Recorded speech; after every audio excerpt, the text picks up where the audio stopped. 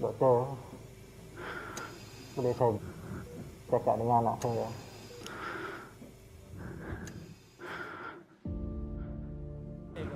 Atika, ayah tak okey, Atika. Ayah dah kat hospital. Atika jaga diri baik-baik. Jaga mak, jaga adik-adik. Ayah minta maaf banyak-banyak dengan Atika. ICU stands for Intensive Care Unit or Critical Care Unit. So when a COVID patient actually ended up in ICU, we are more worried because these are the more serious patients and some of them may not make it. Yeah, so the first patient was quite scary, I would say, because he was ill, he was intubated and oxygen saturations weren't really that great, so we had to prone him. I was with my specialist that time, we put on the tube. Initially it was okay, but I told them, one of the family members, your father is actually going to die soon, right? Some death can happen just in a split of second. Actually, life is very fragile and we doctors are only human beings. We can also die. Hello, DaAi.Channel.Malaysia YouTube. Boleh hantar picture ya? I'm very lucky I got a team of them who's actually very supportive. It is true, we took the oath to serve our patients and serve the community. My father was quite worried, but he didn't say no. He said it's a very good deed, you should go ahead. you learn to appreciate all the simple things in life and be thankful with what you have. Must serve and also a good teamwork. Tak kira you doctors, UMO, semua saling bantu. Always prepare for the worst. Together we can make it.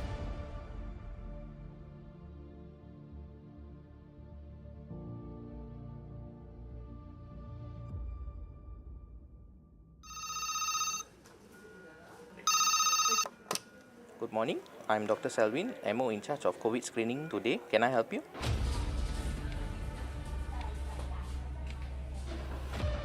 Selamat pagi Encik Rosli. KK Sungai Dua transfer satu patient suspected COVID dalam 20 minit. Encik Rosli, daripada bilik gerakan, kita memerlukan unit keselamatan hadir ke jabatan untuk pengurusan pesakit masuk ke ward C20 sekarang.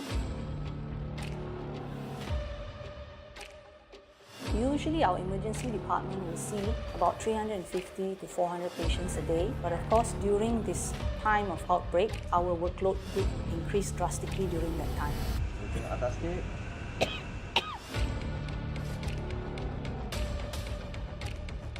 Pesakit COVID datang masa yang berbeza. Ini bermaksudnya bilik gerakan sentiasa bersedia di dalam masa 24 jam.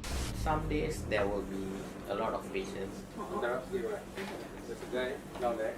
So.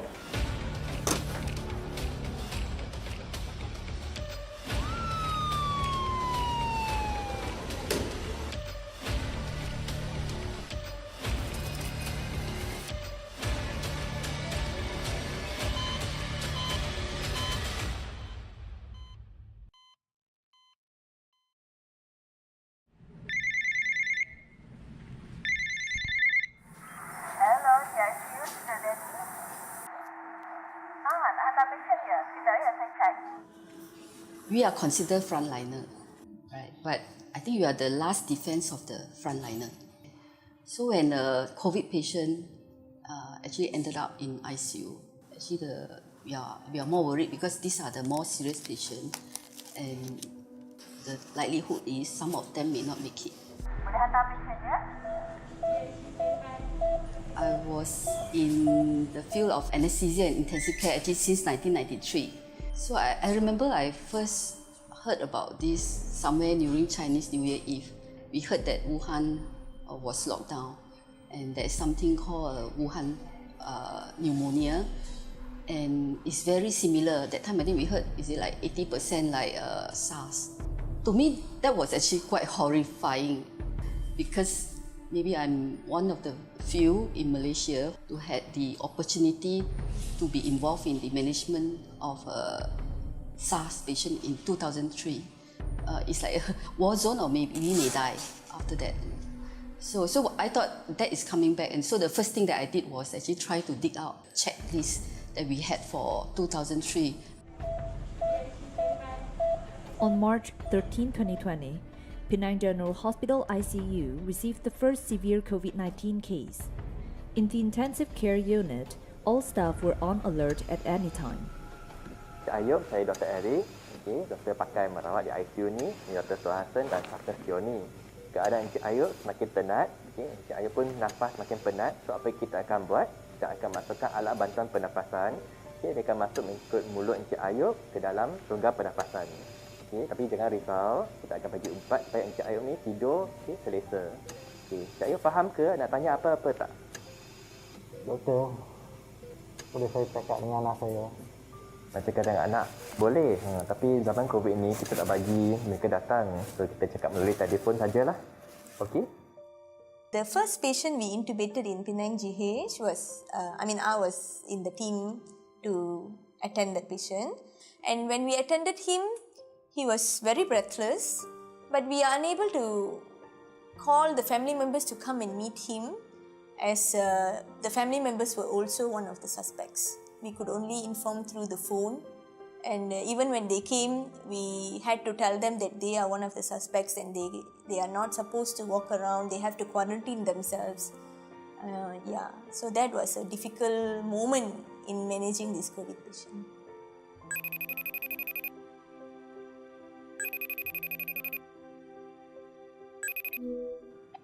Hello? Hello, Atika. Hello, Ayah? Atika. Ayah okey ke? Ayah tak okey, Atika. Ayah dah kat hospital. Ayah minta maaf, Ayah. Kami tak dapat nak melawat Ayah dekat hospital. Ayah kena jaga diri baik-baik, Ayah. Ayah jangan risaukan benda lain, okey? Ya, Atika. Atika pun sama. Atika jaga diri baik-baik. Jaga mak, jaga adik-adik. Jaga diri baik-baik, Ayah. Ya, Atika. Ayah minta maaf banyak-banyak dengan Atika. Kami pun minta maaf, Ayah. Just jaga diri baik-baik, tak payah risau, okey? Ya, Atika. We will see you soon, Ayah. Okey, Atika.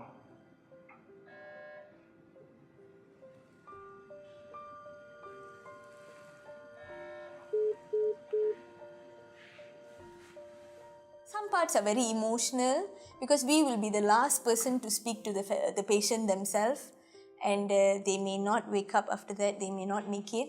So that is a difficulty also to face, to know that they won't be able to meet their family members after that. So there are many challenges actually to overcome in this.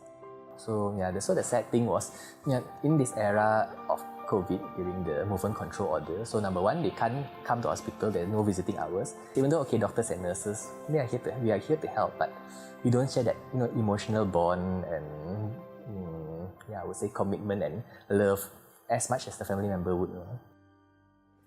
Okay, sekejap ya, kita nak bagi baring dulu lah, lepas tu kita akan tukar topeng oksigen. Perlahan. Okey. Mungkin rasa penat sikit bila turun. Okey. After ending the video call, the doctor on duty must race against time and perform tracheal intubation for the patient. Okay, ready team? Okay, let's go. Okay, inducing. Okay, 30 seconds up. Let's intubate. No matter how experienced the medical staff were, they were still trembling and walking on thin ice in the face of tracheal intubation. More than 50% of them will require intubation or ventilatory support. The healthcare worker can actually acquire the disease from patient. Actually, we are putting a tube into their airway. The person intubating is very close to the patient's face, right, or airway and the mouth, and it's like can be just a few centimeters away. Because he's our first patient, and we have been rehearsing all the while, and we must make sure that nothing goes wrong. So that was a big challenge running in